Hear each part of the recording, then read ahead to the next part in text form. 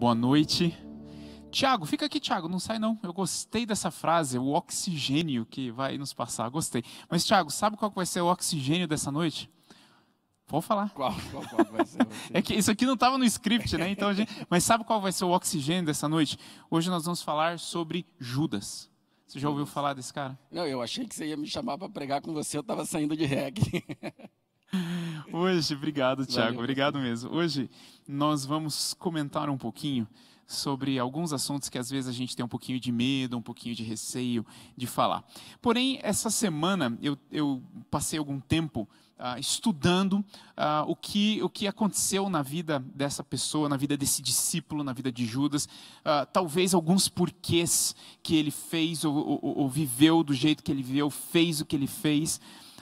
Talvez algumas pessoas acompanharam aí, nós conversamos bastante sobre a vida de Judas no nosso estudo de terça-feira, mas hoje eu queria trazer algumas considerações que surgiram com esses estudos. E eu queria te convidar agora a abrir o livro de Mateus no capítulo 27. Mateus 27, assim como outras partes dos evangelhos também, conta um pedaço da história de Judas. A gente vai trabalhar um pouquinho com o evangelho de Mateus e um pouquinho com o evangelho de João, para tentarmos, o melhor que nós pudermos, entrar um pouquinho na mente de Judas, para tentar entender e não cairmos nos mesmos erros que Judas cometeu. Então, Mateus 27, a partir do verso... Mateus 26, a gente vai chegar a Mateus 27 daqui a pouco, mas começamos com Mateus 26, verso 14. Mateus 26, 14.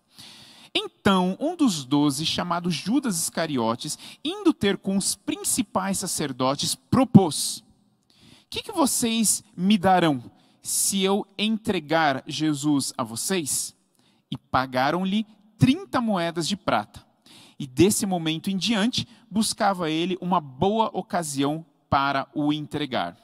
Amigos, aqui nós vemos no Evangelho de Mateus que a vida de Jesus está chegando ao fim. Jesus já está explicando que ele não estará muito tempo entre eles. O começo do capítulo 26 de Mateus já explica isso. Jesus está explicando para os discípulos, Jesus está conversando com os discípulos. E aqui começa a parte da história de como que Judas vai trair Jesus. O interessante é que no livro de Mateus, essa ideia de que Judas saiu para vender, né, Jesus, para entregar a Jesus, vem logo depois da história de Jesus ungido em Betânia. Nós não vamos entrar nos detalhes dessa história agora, mas o interessante é que essa história conta que a Maria veio e quebrou um vaso de alabastro nos pés de Jesus. E Judas pensou e falou para os discípulos que esse vaso era muito caro e poderia ter sido vendido e o dinheiro doado aos pobres. Porém, Judas estava nem um pouco preocupado com os pobres. Judas estava preocupado com aquilo que ele ia poder tirar desse dinheiro para ele. O valor desse perfume é estimado em mais ou menos 1 ano de salário de um trabalhador normal, 1 ano. Então, esse perfume, que custa 1 ano do seu salário, foi quebrado aos pés de Jesus, e Judas, daquele arrepio na espinha de Judas, né? Daquele frio na barriga de Judas. Judas pensando: puxa vida, quanto que eu podia ter tirado ou pego desse dinheiro aí. Só que nesse momento, o próprio Jesus, ele diz: não faça desse jeito.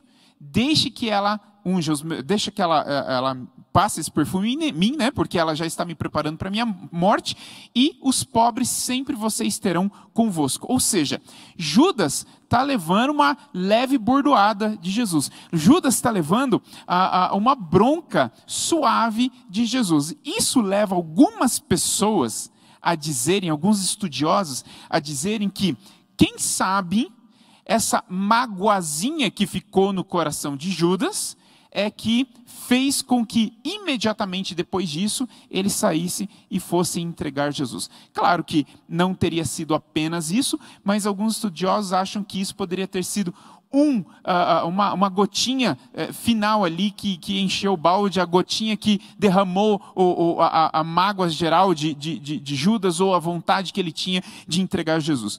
Porém, o principal ponto dessa entrega de Jesus, na verdade, é considerado que Judas, ele não estava literalmente traindo Jesus. Judas estava, na cabeça dele, estava colocando Jesus em uma posição para que Jesus começasse logo a revolução. Então, esse é o ponto mais aceito por grande parte dos estudiosos. Judas, na verdade, queria dar um empurrãozinho para que Jesus começasse logo a revolução. Tá? Então ele sai e ele pergunta para os principais sacerdotes: o que vocês me dão se eu entregar a Jesus? E eles falam: nós te daremos 30 moedas de prata. Esse valor, é interessante a gente ter uma noção de quanto vale essas 30 moedas de prata. Estima-se que esse seria mais ou menos o valor do salário de um trabalhador comum durante 6 meses. Tá? Então, Judas, se fosse hoje, aqui no Brasil, Judas teria entregue o Salvador, teria vendido, teria traído Jesus por cerca de 6 mil reais. 6 mil reais era o preço que Judas recebeu, o valor que Judas recebeu por ter entregue a Jesus. Porém, tem uma coisa interessante. Eu não sei se você já parou para pensar nisso. Quantas vezes você já não pensou o seguinte: mas por que Judas precisaria ganhar 6 mil reais para indicar quem era o Messias quando ele fosse preso? Todo mundo já não conhecia Jesus? Todo mundo não sabia quem Jesus era? Inclusive os sacerdotes, os romanos, todo mundo já não conhecia um Jesus que era relativamente famoso ali, agora, nos seus últimos dias de vida? Por que Judas precisa indicar com um beijo o Messias? O foco não é que Judas estava indicando quem era o Messias. O verso 16 de Mateus 26 diz o seguinte: desse momento em diante, buscava ele uma boa ocasião para o entregar. Ou seja, o foco aqui de Judas não é apontar e mostrar quem é Jesus, mas é mostrar quando e onde seria o melhor momento para as autoridades prenderem a Jesus. Lembrando que as autoridades, eles tinham um pouco de medo de prender Jesus no meio do povo, porque aquilo poderia levantar alguma rebelião. O povo gostava de Jesus, afinal de contas, Jesus curava, Jesus ensinava, Jesus até alimentava o povo. Então, os sacerdotes tinham um pouco de medo de que eles iriam começar ali o processo de prender a Jesus, e aí ia brotar gente de tudo quanto é lugar, e começar uma revolução, e começar um quebra-quebra. E lembrando que o sumo sacerdote, o Caifás, ele tinha que a todo custo não deixar nenhum levante, nenhuma revolução acontecer. Senão, ele poderia perder os privilégios e o posto dele diante dos romanos. Tá? O que acontece então? Judas está procurando um momento específico para isso. Vamos para o verso 20 agora. Chegada a tarde, pôs-se ele à mesa, está falando de Jesus, junto com os 12 discípulos. E quando comiam, declarou Jesus: em verdade, verdade vos digo que um dentre vocês me trairá. E eles, muitíssimo contristados, começaram, um por um, a perguntar-lhe: porventura sou eu, Senhor? E ele respondeu: aquele que mete comigo a mão no prato, esse me trairá. Jesus foi direto ao ponto. Como assim esse que mete comigo a mão no prato? Naquela época, a janta, principalmente a janta da Páscoa, mas a maioria das refeições, essas refeições eram feitas no chão. A mesa, já falei isso em outros momentos, a mesa não era uma mesa com 4 perninhas, tudo bonitinho, como é hoje. A mesa, chamado de mesa, mas na verdade era um tapete colocado no chão, e a comida era servida no chão, como em vários países do Oriente Médio até hoje. Tá? Tanto é que se você for num jantar típico árabe, alguns lugares vão, para fazer bonitinho, fazer diferente, vão servir você sentado no chão, sentado em almofadas. E os pratos não eram pratos individuais. Os pratos ficavam no meio desse tapete, né, com várias coisas, várias comidas ali, e cada pessoa, quando queria alguma coisa específica, estendia a mão e metia a mão no prato.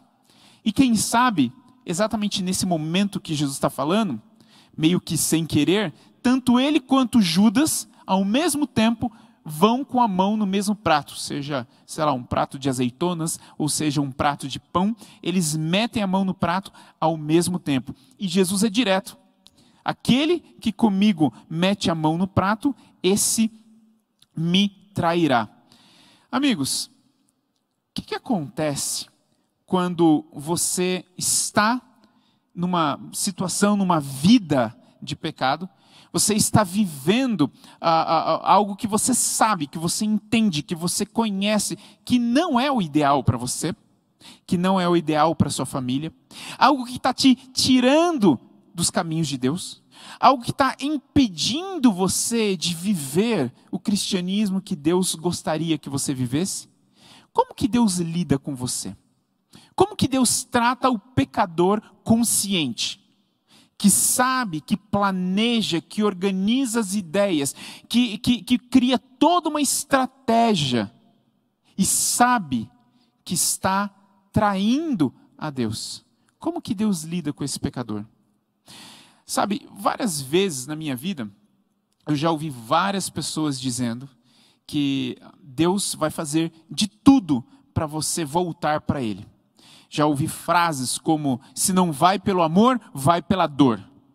Já ouvi histórias onde a pessoa fugiu de Deus e no final das contas, meio que Deus socou ela no lugar que ela tinha que andar e tudo aconteceu. Mas a Bíblia mostra o contrário.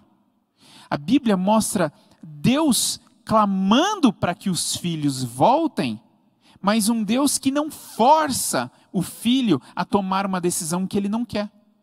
Por exemplo, nesse momento eu vejo Jesus fazendo de tudo para que Judas perceba aonde ele está indo, perceba o penhasco no qual ele está se dirigindo para pular, para cair. Judas está obstinado com aquilo que ele vai fazer e eu vejo um Jesus confrontando Judas com a realidade. Judas, tem certeza que é isso que você quer? Judas, eu sei o que você vai fazer. Alguém de vocês vai me trair. Quem? Sou eu? Sou eu? Não, é você, Judas, aquele que mete comigo a mão no prato. Mais tarde, Judas ainda pergunta, a gente não leu esse verso, mas Judas ainda fala, por acaso sou eu, Senhor? E Jesus fala, tu o dizes. Tipo, sim, é você mesmo. Jesus confronta o pecador dizendo, tem certeza que é isso que você quer para a sua vida? Tem certeza que é isso que você quer para a sua existência, para a sua história, para a sua família? Jesus nunca vai forçar você. Já falei isso outras vezes, repito. Algumas pessoas, não sei se você já viveu uma situação dessa, né? Você conhece uma pessoa que está vivendo em pecado, você chega até ela e fala, quando que você vai parar com essa vida? Quando que você vai largar essa vida? É até uma frase meio padrão que a gente fala, né? Quando que você vai sair dessa vida? E as pessoas muitas vezes dão a seguinte resposta, quando Deus quiser. Amigo, pode parar agora. Essa resposta é a pior desculpa que você podia ter inventado até hoje. Deus quer. Deus quer imediatamente que você saia de uma vida onde o caminho dessa vida está te levando para o penhasco. Deus quer agora, mas Ele não vai forçar o seu braço e te trazer a força. Então, quando você fala, quando Deus quiser, na verdade você está jogando para Deus uma responsabilidade que nunca deixou de ser sua. Jesus olha para você e diz, fulano, amigo, filho. Tem pastor que vai falando nomes, né? Até a pessoa fala, puxa, está falando comigo, mas vai que eu não fale o seu nome. Jesus está falando assim, filho, eu conheço o seu nome, eu conheço a sua vida, e eu conheço a direção que você está levando a sua vida, e essa direção é um penhasco. Está na hora de você tomar uma decisão agora. Saia dessa vida. Mas é você que precisa decidir, porque eu não vou forçar. É você que precisa decidir, porque eu te dei liberdade, livre-arbítrio, liberdade de escolha, e eu vou respeitá-la até o fim. Então, saia dessa vida. É isso que Jesus está fazendo com Judas, ao confrontá-lo com a sua vida, ao confrontá-lo com o pecado. Mas o interessante é que Judas está tão obstinado que ele sai imediatamente e vai dar continuidade aos seus planos. Eu queria fazer uma menção especial aqui ao verso 24. O Filho do Homem vai. Jesus está falando assim, o Filho do Homem vai mesmo. Já estava pronto, já estava escrito. Mas ai daquele, por intermédio de quem o Filho do Homem está sendo traído. Melhor lhe fora que não tivesse nascido. Então, será que Judas é inocente? Será que Judas simplesmente foi pego numa ocasião? E será que Judas poderia ser talvez desculpado por Deus porque ele foi simplesmente o instrumento de uma profecia? Não. A profecia aconteceu a profecia foi feita, foi escrita para mostrar aquilo que ia acontecer. Mas Judas tinha escolha. Ele escolheu continuar. E porque Deus conhece o futuro, é que a profecia, muito tempo atrás, já tinha falado que isso tudo ia acontecer. Porém, tem um outro ponto interessante. Muitos dizem, tá, e se Judas se arrependessem? E se os judeus se arrependessem? E se os sacerdotes não fossem tão mesquinhos? E se os líderes do povo judeu não tivesse tanta inveja? O que ia acontecer? Jesus não tinha que morrer? Amigos, é bem interessante que em todo o Antigo Testamento, você vê o ritual do santuário. O ritual do santuário é um ritual que representa a morte futura de Cristo. Lembre-se que o Antigo Testamento foi escrito antes de Jesus ter vindo aqui na Terra. No Antigo Testamento, as pessoas ainda não entendiam 100% de como funcionaria o plano da redenção. Então, o ritual do santuário é uma forma didática que Deus traz e ensina o povo de Israel e convida o povo de Israel a continuar praticando para que eles pudessem ensinar as novas gerações sobre o Messias que viria a morrer no futuro. No ritual do santuário, qual que é o item que representa Jesus? O cordeiro. O cordeiro representa Jesus. E agora, eu te convido para lembrar ou ler, nós não temos tempo de ver cada passagem aqui agora, mas você já viu várias e várias e várias vezes como que o sacerdote deveria sacrificar o cordeiro. O cordeiro era colocado com muita oração, muito respeito, muita solenidade sobre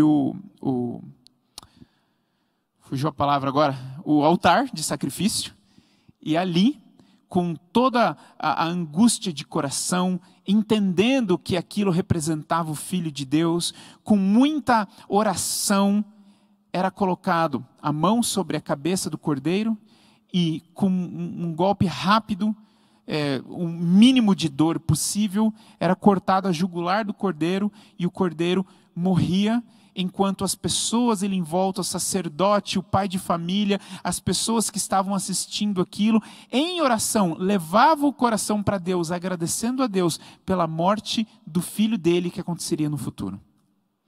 Se o povo de Israel tivesse entendido e vivido o tipo de vida que Deus gostaria que eles vivessem, quem sabe, a morte de Jesus seria exatamente como a morte do cordeiro, realizada pelo sumo sacerdote, de uma forma muito carinhosa, muito triste, mas com muita oração, respeito e solenidade, onde o povo todo de Israel, em volta do templo, agradecendo e chorando ao mesmo tempo, estar em oração, conversando com Deus e entendendo que a morte daquele Cristo é o que estava libertando a vida deles.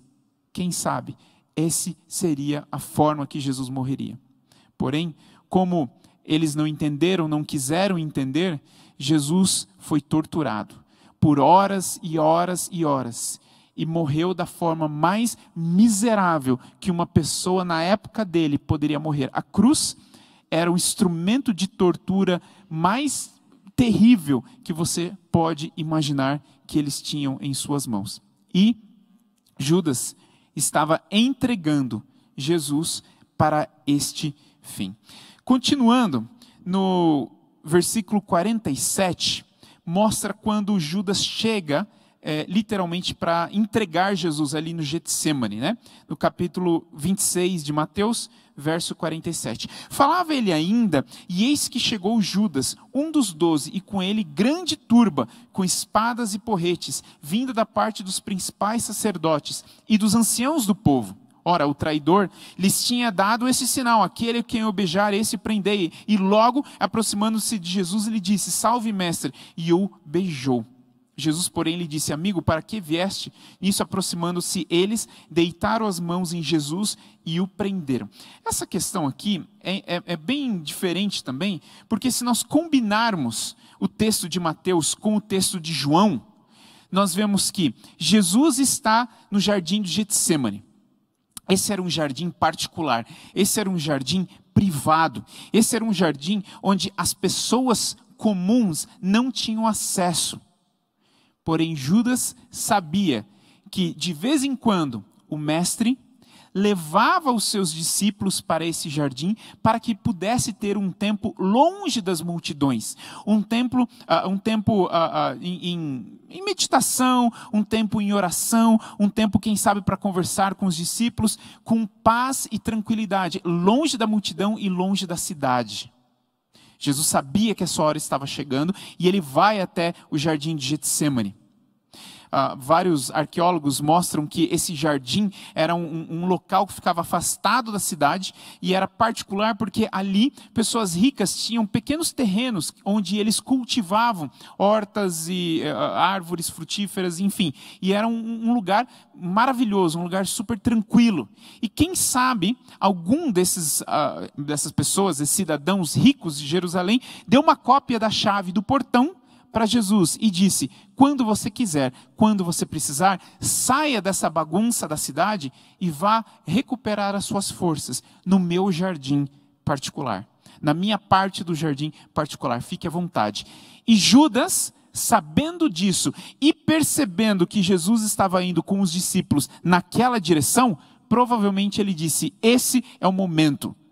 Como eu disse, eles já conheciam quem era Jesus. Eles precisavam de um dia, de uma hora e de um local. E é isso que Judas está providenciando para eles. Você conhece a história? Eles chegam, eles prendem a Jesus.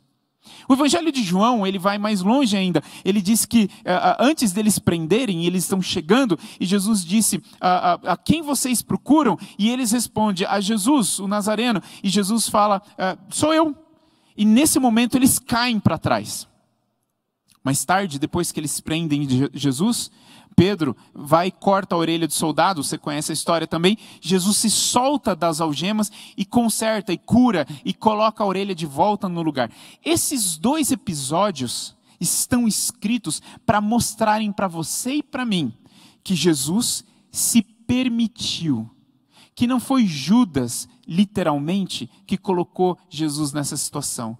Que Jesus se permite, porque esses dois momentos, Jesus tinha plena oportunidade e poder para se libertar daquelas pessoas. Quando ele fala: sou eu, quem vocês buscam? Jesus Nazaré, sou eu. Eles caem para trás. Esse é o poder de Deus diante do nome de Deus. Quando ele se desprende das algemas e cura a orelha, Jesus mais uma vez está demonstrando que não são algemas ou não há uma multidão que o prende. É ele que se doa, é ele que se deixa, é ele que se entrega. E isso é extremamente importante. Jesus está exatamente onde ele queria estar. Sabe o que é interessante? Jesus queria estar exatamente onde ele estava. E Judas parece que ele está completamente perdido. Quem somos nós para saber o que estava na cabeça de Judas? Mas Judas parece que ele está dando uma empurradinha para tentar forçar Jesus, começando uma rebelião. Judas está ganhando 30 moedas de prata, 6 meses de trabalho. Judas está organizando tudo que ele queria. Ele queria que Jesus começasse uma revolução, ele queria o dinheiro, ele queria que o momento fosse ele queria que os outros viessem prender Jesus e Jesus demonstrasse o seu poder. Quem é você, Judas, para dizer a Deus o que ele deve e quando ele deve fazer? Mas quantas vezes eu e você temos feito a mesma coisa? Quantas vezes as nossas orações têm sido orações angustiadas, não porque nós estamos precisando orar, mas porque nós estamos tentando forçar o braço de Deus a fazer uma coisa que eu quero. Quantas vezes os nossos pedidos de oração, quantas vezes os nossos jejuns, quantas vezes aquilo que nós fazemos, quantas vezes o nosso choro é simplesmente para tentar ou querer forçar o braço de Deus para realizar uma coisa que eu acho que deve acontecer aqui e agora, nesse momento e do meu jeito. Amigos, Judas estava achando que estava fazendo a coisa certa. Se realmente ele estava dando a empurradinha em Jesus. Na cabeça dele, era isso que faltava.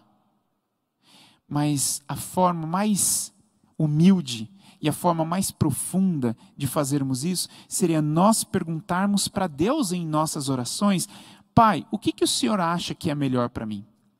Será que a cura dessa doença é o melhor para mim? Será que esse realmente é o melhor para mim? Ou será que isso é o que eu quero?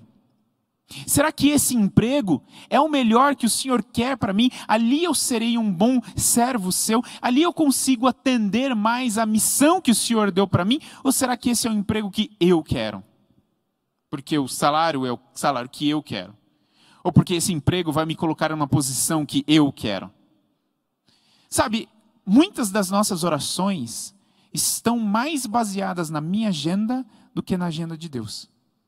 E quem sabe, nós deveríamos e poderíamos colocar as nossas orações mais em forma de conversa, quem sabe em forma de pergunta, quem sabe em forma de proposta para Deus. Pai, usa-me do jeito que o Senhor acha que vai ser melhor.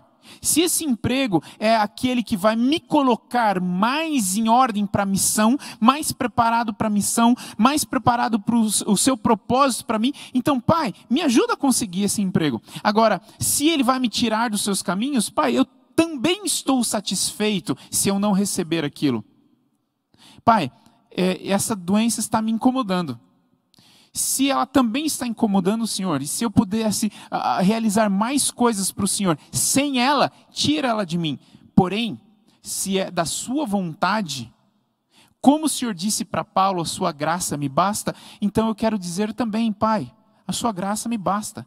Porque assim como Jó, tendo dinheiro ou não tendo, tendo saúde ou não tendo, tendo família ou não tendo, eu sempre irei adorar e glorificar o seu nome. Eu sempre estarei aos seus pés, aprendendo de ti e perguntando o que mais que eu posso fazer pelo Senhor. Eu sempre estarei orando pelas pessoas que precisam de oração. Não importa o que eu tenha, não importa a minha saúde e não importa o quanto eu ainda tenho de anos de vida. Pai, o meu objetivo é viver contigo, para ti e te conhecendo a cada dia mais. Para nós terminarmos, nós vemos que Judas entrega a Jesus, Jesus é julgado, Jesus é morto, e no capítulo 27, Jesus ainda não tinha sido morto, né? Mas ele está sendo julgado, ele está sendo levado para a sua morte. E no capítulo 27, verso 3, parece que cai a ficha de Judas. Então, Judas, o que o traiu, vendo que Jesus fora condenado, dá a entender aqui então que ele imaginava que Jesus iria se libertar de alguma forma, mas ele viu que Jesus não tomou nenhuma iniciativa, ele viu que Jesus não fez nada para mudar a situação.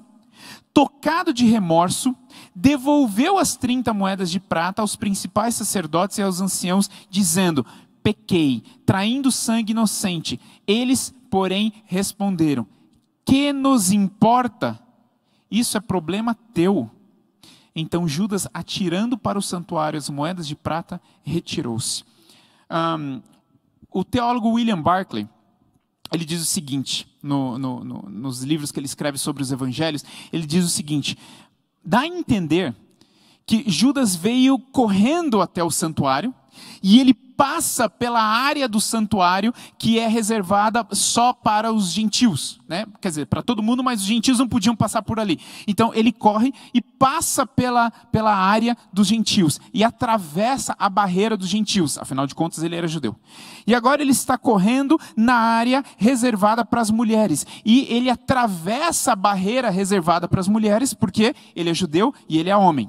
Então ele está agora correndo, entrando no santuário, na parte reservada para os homens comuns judeus. Só que ele não ultrapassa aquela barreira, ele para ali. E dá a entender que os sacerdotes estão dentro do santuário. E ele fala assim: pessoal, é o seguinte, eu quero desfazer o negócio.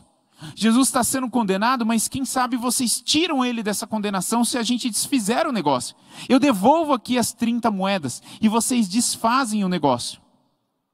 Mas dá a entender que eles nem vêm até Judas para conversar com ele. Eles simplesmente respondem: o problema é teu, se vire. Você fez aquilo que você achava que devia fazer e agora isso não nos importa, porque nós já alcançamos o nosso objetivo. E aquelas 30 moedas de prata, Judas arremessa, porque ele, na consciência dele, ele não pode passar daquele lugar, daquele limite, porque dali para frente só os sacerdotes podiam entrar.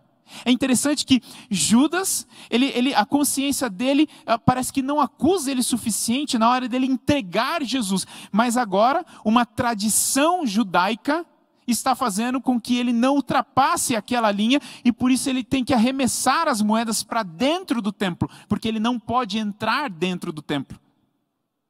Será que já aconteceu com você? Você está vivendo o pecado, você está vivendo a desgraça, você está vivendo literalmente do lado do inimigo de Deus, mas você ainda bate cartão com algumas tradições. Você ainda julga as pessoas ao seu redor que não estão cumprindo aquelas coisas mais triviais, aquelas tradições mais comuns.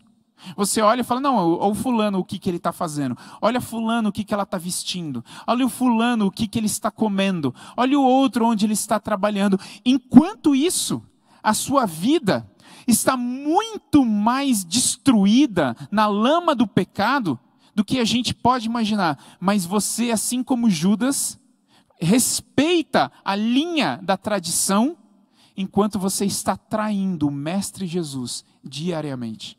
Amigo, cuidado, para que os seus e os meus valores não se percam nas linhas das tradições, enquanto o nosso caráter e a nossa moral está completamente desnorteado. Judas joga as moedas dentro do templo, porque aquelas moedas que eram o objeto do seu desejo se tornam o pior veneno que ele tem na vida dele agora.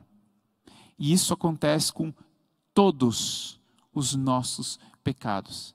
Amigo, você já percebeu que aquilo que você mais deseja, aquilo que você tem mais obsessão, e quando você cruza a linha moral para conseguir aquilo que você tanto queria, você ultrapassa a linha da sua consciência, você quebra o seu relacionamento com Jesus para conseguir aquilo que você tanto queria, o objeto do seu desejo se transforma na coisa mais amarga que você tem na sua vida.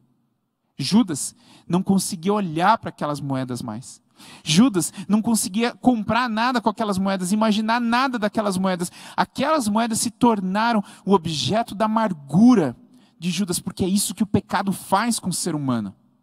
O diabo, ele cria várias ilusões, nós ficamos com vontade de ter, com vontade de fazer, com vontade de obter aqueles objetos do prazer, e nós quebramos o nosso relacionamento com Cristo para obter aquilo, ou viver aquilo, ou, enfim, ter aquilo na mão que nós queríamos ter, aquele pecado, aquele problema. Mas uma vez que você adquire aquilo, ele se torna o pior veneno, a maior amargura. E quando você volta para o diabo e fala, eu quero desfazer o negócio, ele vai responder, o que te importa? Eu já consegui o que eu queria. Eu quebrei o seu relacionamento com Cristo. E era esse o meu objetivo. Eu não estou nem aí para a moeda de prata. Eu não estou nem aí para o objeto do seu desejo, para o objeto do seu prazer. Por mim eu te dou tudo isso. O que eu mais queria era quebrar o seu relacionamento com o Pai. E quando Judas percebe isso, ele corre para se enforcar. Pausa. Por que Judas se enforca e Pedro não se enforca? Afinal de contas, Pedro também foi um traidor. Afinal de contas, o sermão todo de hoje é sobre traidores, né? Será que eu e você já traímos Jesus? Será que eu e você, nesse exato momento, estamos vivendo a traição? Amigos, existem várias formas de se trair. Você pode trair pessoas, amigos, esposo, esposa, e você pode trair a Cristo. Pedro traiu a Cristo. Judas traiu a Cristo. Mas Judas, quando ele sente o remorso por aquilo que ele fez, esse remorso não tem antecedentes de uma ligação com Deus. Esse remorso de Judas não tem antecedente nenhum com o carinho de Jesus. Pastor, não estou entendendo. O remorso de Judas é pela consequência do seu pecado.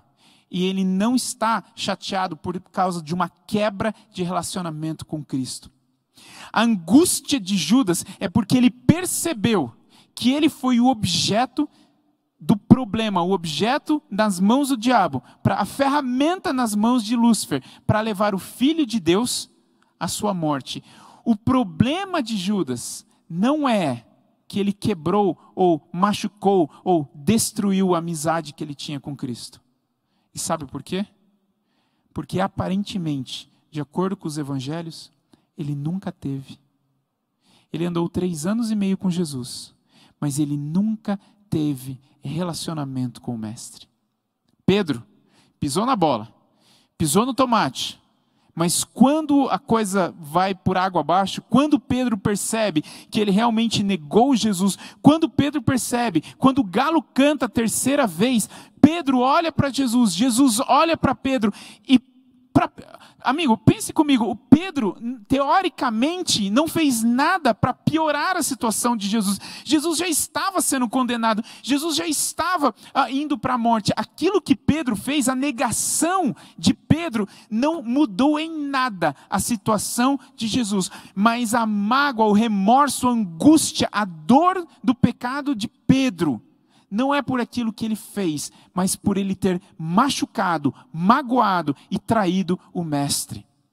A dor de Pedro não é porque ele colocou nenhum grão de problema a mais na situação que já estava terrível, mas porque ele, naquele momento, ele demonstrou para Jesus que a amizade dele estava sendo quebrada. Você percebe a diferença de Pedro e de Judas?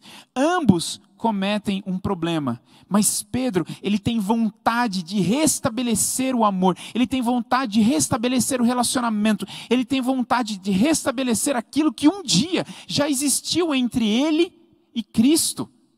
E é por isso que quando Jesus ressuscita mais tarde, você conhece a história, Pedro é o primeiro a pular na água e se encontrar com Cristo.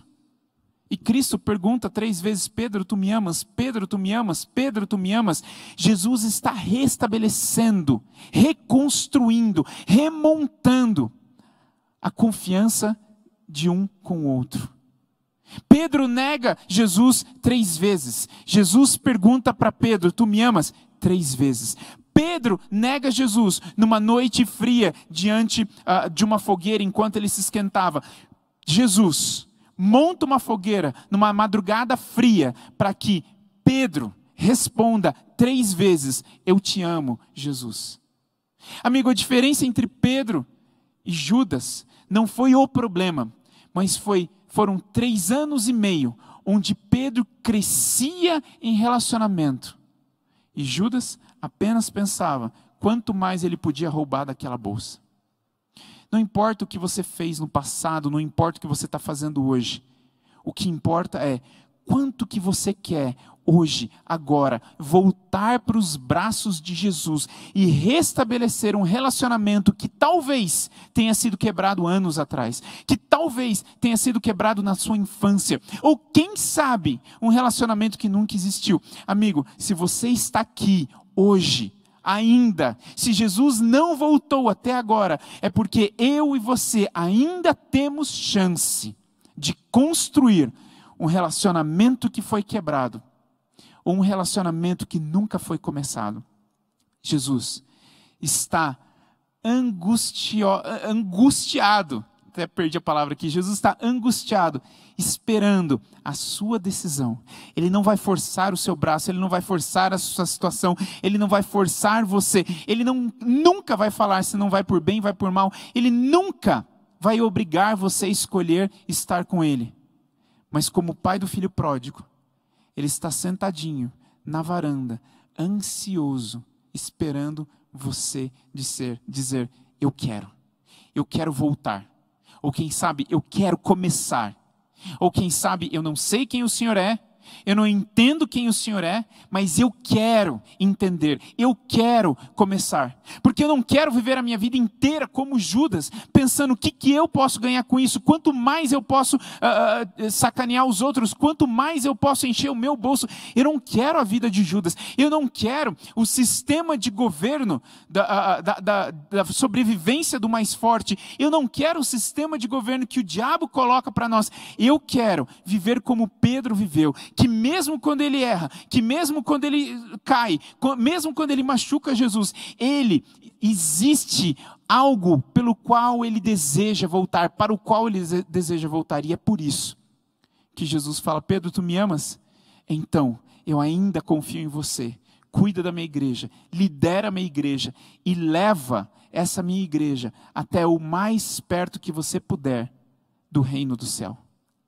Amigo, eu não sei se você até hoje viveu como Judas, viveu como Pedro, viveu como Jó, mas eu sei de uma coisa, Jesus está ansioso, esperando, torcendo, estendendo a mão, para que você fale, eu quero voltar, e construir o relacionamento de onde nós paramos, ou construir um relacionamento do zero, porque foi por isso que ele morreu por você, e por isso que ele vai voltar para te buscar, onde você e Cristo podem viver a eternidade, crescendo e aprendendo juntos.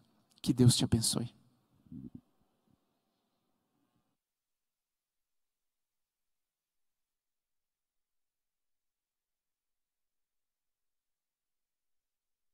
Sempre tem um plano para nós. Muito obrigado porque o Senhor sempre tem um projeto para nós. Nos perdoe pelas vezes em que nos afastamos, mas o pedido certo, a oração certa, nem é nos perdoe, porque o Senhor já nos perdoou. A oração certa é, Pai, me ajude a voltar. Me ajude a voltar. E essa oração eu faço por cada um que nesse momento está sonhando, orando e pedindo a mesma coisa. Em nome de Jesus, ajuda-nos a voltar.